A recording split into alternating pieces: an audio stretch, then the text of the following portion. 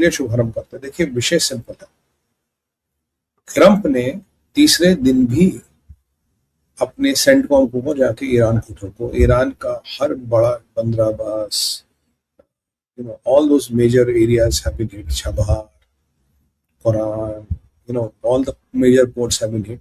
और ये प्रक्रिया जारी रही तीसरे दिन तक भी। ईरान की वापस अटैक करने की क्षमता काफी ध्वस्त होगी, क्योंकि जो कल एक बड़ा मिसाइल डंप टारगेट किया गया था जिसमें 500 से 1000 missiles they were locked and loaded to hit, उनको निरस्त कर दिया गया। और उसके बाद ईरानियों की मारक क्षमता काफी कम हो गई और काफी ना के बराबर हो गई। ना के बराबर तो नहीं कह सकते, काफी कम हो गई। ना के बराबर तो खैर होने में काफी टाइम लगेगा। और स्ट्रेट ऑफ हॉर्मोज पे ट्रंप ने डिक्लेयर कर ही दिया था, हमने गार्डियन इंजन, और ट्रंप कह रहा है जो भी यहाँ से जहाज निकलेगा उससे कार्गो का 20% हिस्सा मुझे टैरिफ देना पड़ेगा। जिस पर अराची ने कहा डील तो अच्छी है पर हमें विदेशी चौकीदार स्ट्रेट ऑफ हॉर्मोज के लिए नहीं चाहिए। ठीक है जी, ये एक डेवलपमेंट है। तो अब आप पूछेंगे स्ट्रेट ऑफ हॉर्मोज को लेके पोजीशन क्या। स्ट्रेट ऑफ हॉर्मोज ओपन है, 12 शिप्स निकले हैं। उससे पहली रात 20 या 24 निकले थे, अब की बार 12 से 18 शिप्स निकले हैं और बहुत लिमिटेड शिप्स निकल रहे हैं और परिस्थिति गंभीर है। तो ट्रंप ने इंटरव्यू किया कि अगर मैं स्ट्रेट ऑफ हॉर्मोज को कंट्रोल करूंगा, मैं इसमें अपने फौज लगाऊंगा, जान लगाऊं, तो I will be controlling everything. और जो एस्केलेशन हुआ वो ट्रंप ने बोला कि जा आपके हिट करो और जाके ईरानियों की ऐसी तैसी करो। ये एक प्लान्ड एस्केलेशन था। ये एस्केलेशन का मतलब था ईरान की मारक क्षमता को आघात करना। पर क्या ईरान की मारक क्षमता खत्म हुई? नहीं, क्योंकि देखिए ये आतंकवाद है। आतंकवादियों पे कितना बड़ा आप क्रैकडाउन करो, कुछ भी करो, आतंकवाद की घटनाएं कम होती, आतंकवाद खत्म नहीं होता। तो ईरान आतंकवादी देश है और आतंकवाद कर रहा, और ये आतंकवाद चलता रहेगा। हाँ, आतंकवाद की घटनाएं कम जरूर हो सकती है, पर क्या आतंकवाद सुमित भाई खत्म होगा? नहीं। आतंकवादी खत्म होंगे? नहीं।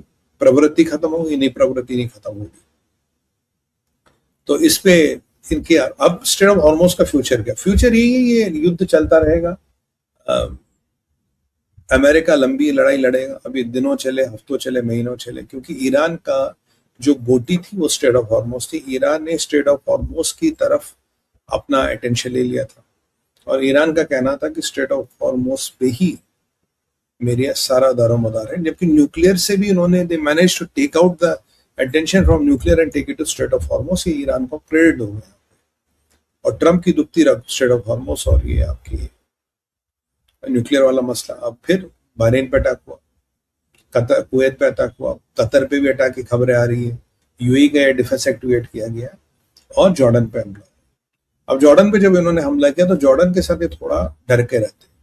कारण क्या है? क्योंकि उमदुल्ला साहब बैठे हैं, प्रॉफिट मोहम्मद साहब के डायरेक्ट डिसेंडेंट है, तो इसलिए इनको डर लगता है यार। मतलब फिर कह रहे नहीं, तुम भी मुसलमान, हम भी मुसलमान, हम तुम पे हमला नहीं कर रहे, जो तुम्हारे यहाँ अमेरिका की एयरबेस है उस पर हमला कर रहे। पर एक बात बताओ, जब ये दुबई के अटलांटिक होटल पे हमला करते हैं, वो अमेरिका की एयरबेस हुआ, जब दुबई के मॉल्स पे हमला करते हैं, क्या सारा हमला जॉर्डन के सो कॉल्ड अमेरिकन एयरबेसिस पे था? नहीं था। हमला हर तरह जगह था। Airbase was one of the target, but it was not the target.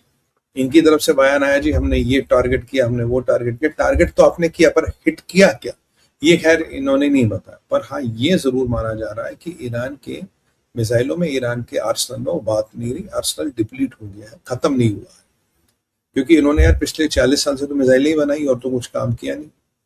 और ये प्रकरण अब आपका मानिए जारी रहेगा। तो ये लंबी लड़ाई है, इसलिए ट्रंप ने अपने पीछे कांग्रेस को क्या बोला कि भाई we are in a very limited military conflict. We are doing very limited military strikes on the enemy and they are preventive in nature. अगर आप वॉर करोगे तो आपको अप्रूवल चाहिए। वैसे ट्रंप के पास अप्रूवल है, पर अगर हम वेरी लिमिटेड मिलिट्री स्ट्राइक्स कर रहे हैं and they are preventive in nature, हम प्रिवेंटिव स्ट्राइक्स कर रहे हैं, रिएक्टिव नहीं कर रहे, just to control things we are doing preventive strikes. ये ट्रंप की अच्छी रणनीति है, क्योंकि इस रणनीति के चलते हुए ईरान इसे ये नहीं कहता जी आपने क्या कर दिया, आपने ये कर दिया, आपने वो कर दिया। तो मैं प्रिवेंटिव स्ट्राइक कर रहा हूँ भाई, मैंने तो कोई रिएक्टिव स्ट्राइक तो किया ही नहीं। तो यानी कि ये लंबी कहानी चलने वाली इजराइल वाला मॉडल है जो लंबे समय तक चलेगा। तो इसमें आप सोचे कि कोई बहुत जल्दी समावेश आएगा, नहीं आएगा। तेल की कीमतें भी मोर ओवर कंट्रोल रहेंगी, स्टॉक मार्केट, बॉन्ड मार्केट, ये सब मोटा मोटा कंट्रोल में रहेगा। पर एस्केलेशन कभी भी बड़ा हो सकता, आउट ऑफ कंट्रोल जा सकता। ईरान के दावे जरूर आए कि हमने ये वाला बेस टारगेट किया, ये वाला बेस टारगेट किया। अमेरिका कुछ कुछ बेसिस टारगेट भी किए होंगे, कहीं लोग हैं कहीं नहीं है, पर हाँ कोई बड़ी कैजुअलिटी है, कोई बड़े नुकसान की खबर नहीं आ रही। हाँ ये जरूर है कि जो इसराइल से KC-135 को यूरोप मूव किया गया था वो वापस इसराइल में आ गए। अभी F-22 रैप्टर्स को भी उन्होंने मूव किया था, आई थिंक यूरोप किया था, बट अभी भी F-22 रैप्टर्स के वापस आने की कोई खबर नहीं है। That is something which we don't know and that is work in progress. देखते हैं क्या होता, कब तक होता, क्या होता। तो मोटा मोटा ये लड़ाई आज भी जारी है। अब चलते हैं अपने अध्याय नंबर 2 पे।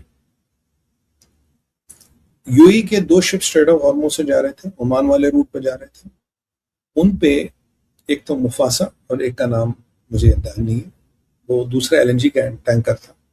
उन पे ईरानियों ने क्रूज मिसाइल से अटैक किया। आज जो हमारे बुद्धिजीवी है, जिनको कल तक ये नहीं पता था कि ईरान ने अटैक भी किया, आज क्या करें? तो ईरान ने खुद बोल दिया क्रूज मिसाइल से अटैक किया और बात खुल के आ गई।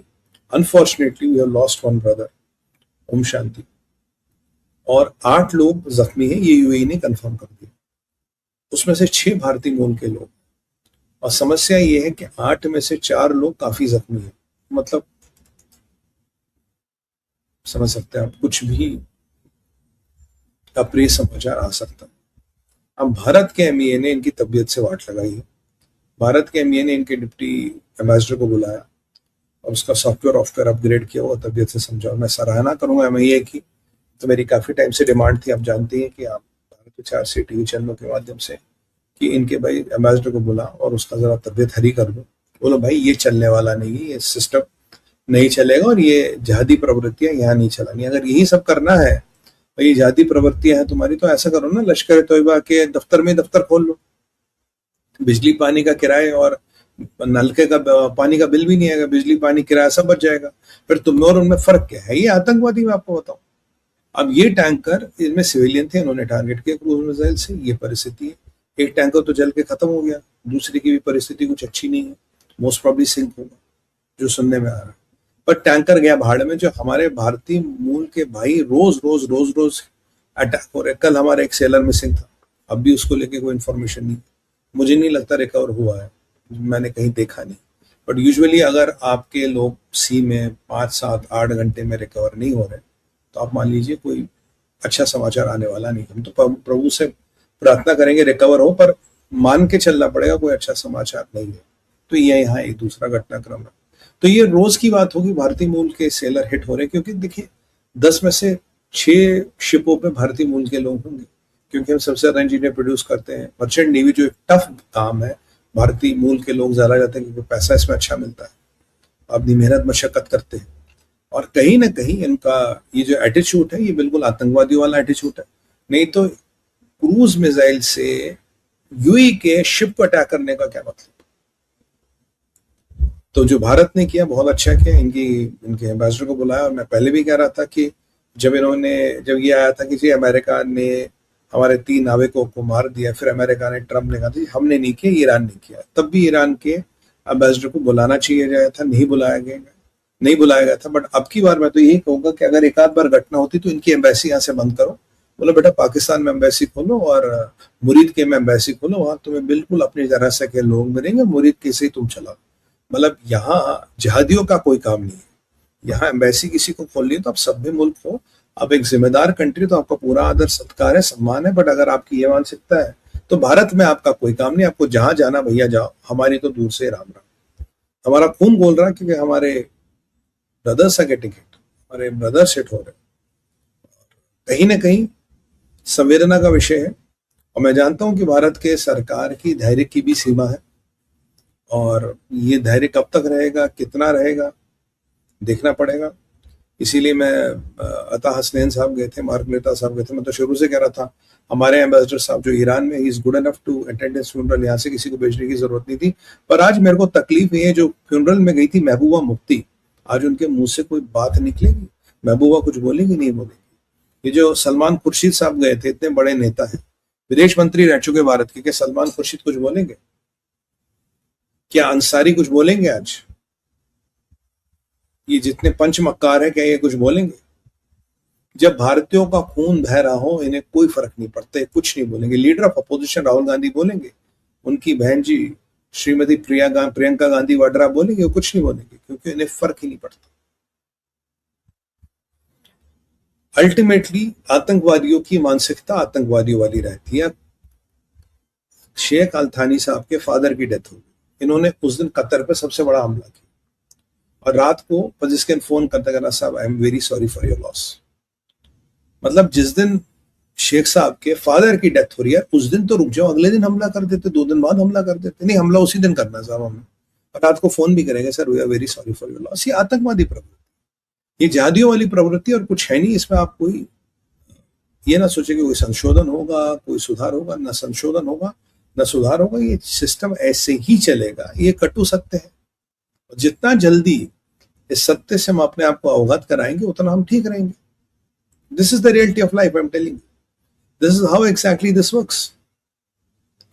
पर मेरा खून जलता, मेरा दिल जलता जब ये भारतीय मूल के लोग, हमारे भाई, young people 21, 23, 24, I mean they die, तो यार तकलीफ तो होगी ना, दिल तो रोएगा ना।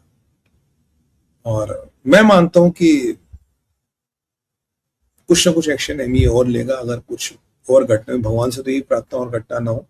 पर वास्तविकता आपको बताऊं, युद्ध है, ये घटनाएं होती रहेंगी और ये जहादी कभी सुधरने वाले नहीं। अगर आप सोचिए सुधर जाएंगे, बदल जाएंगे, न ये सुधरेंगे, न ये बदलेंगे, न ये चेंज होगा, ये फिर वही करेंगे जो ये करते आ रहे हैं। आप इनको डिमार्च दो, आप इनको बुलाओ, आप इनको लताड़ो, आप इनकी बेइज्जती करो, फर्क ही नहीं पड़ता इन्हें साथ।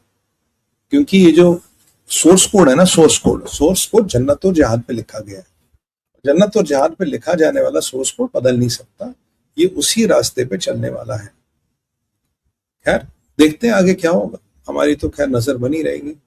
बट दुख की बात है कि हमारे भारतीय मूल का एक भाई मारा गया और देखिए 8 लोगों में से 6 लोग जो जख्मी भारतीय, 4 लोग क्रिटिकल है। तो कम से कम 2, 3 या 4 लोग, प्रभु न करे ऐसा बुरा समाचार आ सकता है, हमें तैयार रहना चाहिए। हम तो प्रभु से, महाकाल से कामना ही करेंगे, उन्हें लंबी उम्र दे और उन्हें जीवन दान दे। बट वास्तविकता ये ईरान के जिहादी मेंटालिटी और बिहेवियर को कंप्लीटली एक्सपोज करती है। इसके बाद कुछ कहने का